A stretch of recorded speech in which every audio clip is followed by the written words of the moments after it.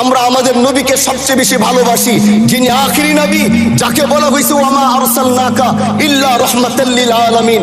আমরা বারবার দেখছি কিছুদিন পর পর কারা যেন কিভাবে এসে আল্লাহ নবীর শানে কটূক্তি করে, নবীকে নিয়ে অশ্লীল ভাষায় গালিগালাজ করে। এই দেশের মানুষ নামাজ না পড়লেও যদি কেউ নবীকে কটূক্তি করে তার কলিজা ছিঁড়ে যায়, সে রাজপথে নেমে যায়। আমি বলবো যারা নবীকে কটূক্তি করে, নবীর নামে গালিগালাজ করে, এদের মৃত্যুদণ্ড এই আইনটাও যেন বাংলাদেশের এই সংসদ থেকে পাশ করা হয়। মাননীয় স্পিকার, এলাকায় বলেছিলাম যে আমরা ন্যায়ের পক্ষে কথা বলবো, ইনসাফের পক্ষে কথা বলবো। তখন অনেকে হাত করে বলেছিল, হামজালা ভাই জাতীয় সংসদে যখন যাবেন একটু বললেন হাদি হত্যার বিচারটা যেন হয়। ন্যায়ের পক্ষে কথা বলেছিল, ইনসাফের আওয়াজ দিয়েছিল। আমাদের মতোই যুবক মাননীয় স্পিকার, তিনি এই যে স্বপ্ন বলেছিল এক সুন্দর বাংলাদেশ করবার, রাস্তার ভিতরে সেই স্বপ্ন থামিয়ে দেওয়া হয়েছে।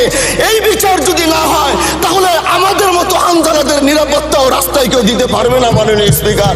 এই জন্য আপনার মাধ্যমে আমি বলতে চাই, হাদি হত্যার বিচার যেন সুনিশ্চিত করা হয়।